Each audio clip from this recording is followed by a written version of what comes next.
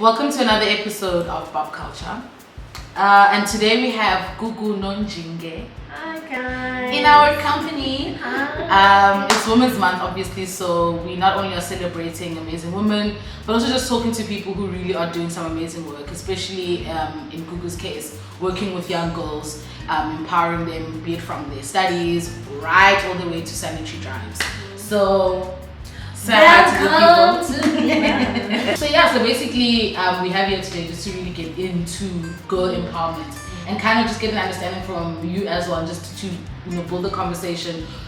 What does your work mean to you in terms of, or why is it important for you to really start at that level of girl empowerment? I think for me, the belief in the power that young girls have is what drives me the most to do the work that I do each and every single day.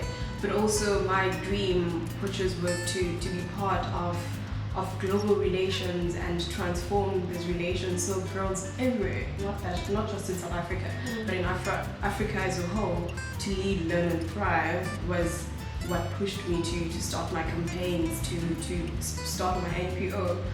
But yeah, really, it was just a dream at first, but I had to put in the work. As you do. But like in terms of, obviously I've seen that you've done some work as well with like Lead SA. Like you're doing so much stuff, but like is it centered around campaigns predominantly? Because you've done, obviously like I said, you've done sanitary drives. So do you focus on doing like mini campaigns along the way, or is it a bigger body of work that you're doing? So basically, it is a bigger body of work. Every campaign, small campaign that I do, mostly fits under my non-profit organization, which is targeted at girl empowerment and the emancipation of young girls, and of course, as an education advocate, trying to make everything accessible to young girls and to young boys, of course. But some of my campaigns are just, I don't know, they just come, it's not thought out campaigns. I don't think about them. If I see there's a need for example, the last campaign that I did, which was Keep SA Warm. It wasn't even a planned out thing. I just passed outside, just passed by a stranger who's sleeping outside, and it was cold, it was raining, and I had about 2 jackets with me, and then I decided actually let me give those seats in my jacket because it's cold. So I got to work and I was like, why don't I just start a campaign? And then I created a poster, sent it to my friend, like, do you think this is cool? And then she's like, okay, cool. And then we sent it out. So people started donating clothes, and that was under my NPO still. But it's not focused only on girls. So it's different campaigns that are for my people and for everyone in South Africa, really.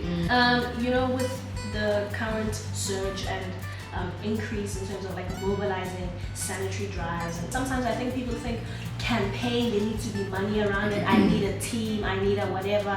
How do I make a difference in my small and little way? I'm just going to start with where I decided to start my main campaign.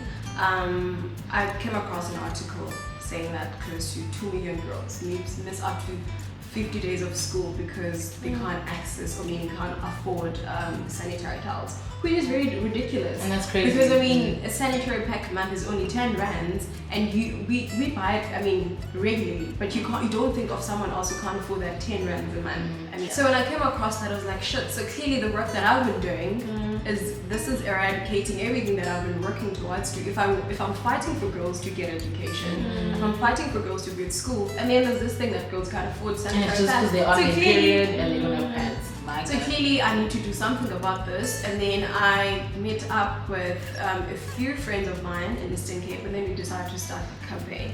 And then Mr. Richard, who's also part of the Nelson Mandela Foundation, started a similar campaign, which raised close to 2 million sanitary pads at Disco last year.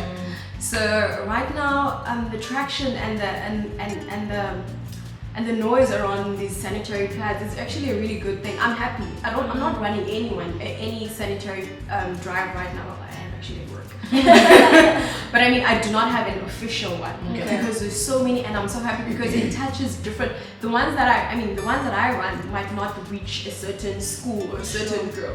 So if someone who's in Woodstock is starting one, so clearly girls around Woodstock are going to be getting sanitary packs. If someone in Eastern Cape is starting this campaign, clearly girls are going to be getting that, and girls that I haven't reached with my campaign or other big campaigns. So for me, the noise and the talks, yes, around these campaigns is a really great thing. I'm really for that. I think it's a call also to each and every person to start these campaigns. Maybe even if it's just for your neighbors. Guys, donate 100 rands, you get 10 packs. And then you can just drop them off at a school, and then... What's the end goal for like a lot of the pad drives? Is it just, I need the girl to have the pad, or is it kind of speaking largely to be like, government, listen, you need to be doing this thing. If you're going to, you can come up with the stats, you can research and tell us what's on the same 55. What are you doing about that? This takes me back to the conversation that like we had with the third world tourist, and in the sense that like, what is our call to government, but like how do we put it in their world in a way that just makes them actually give? Because the reality is 50 days is too long. These are girls who probably want to go to school, but they physically cannot. And so I haven't seen a conversation that actually unpacks all of that, you know, in its fullest capacity. So I think for me it's like, what exactly do we need to be saying or doing, or what talks should we be having to pull in more people, officials, to actually do something? What I know of right now, there is currently a petition that Live VIP was running. So I think that gained a lot of influence from officials and a lot of people, the suits really. So I'm guessing that will facilitate that conversation around government providing sanitary pads to underprivileged schools or girls from underprivileged backgrounds.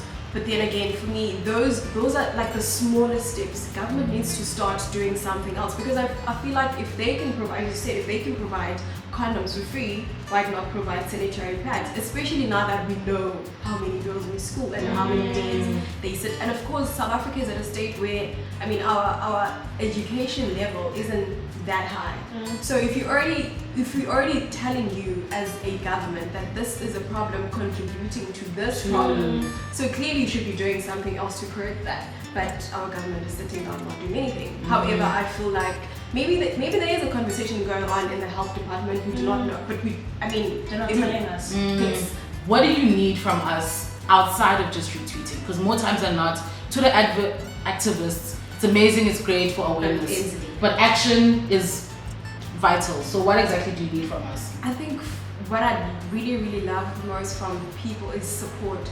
By support, I do not mean the retweets. By support, I do not mean the donations. But by support, I mean being in this together. Not to downplay the retweets. No. Yeah. Of course. But for us to be in this together, for you to start your campaign and call me up and be like, oh, I'm thinking of starting a stationary drive. Okay. Girls or maybe learners in somewhere, I was going to say my hometown, but you're going to kill me. But students in the school do not finish writing the matrix exam because they do not have access to calculators or other stationary materials or textbooks. And I'm thinking of doing a drive around that. Then I'd be like, okay, cool, let's do this. You also call me up and be like, actually, I'm thinking of doing a drive for school uniform.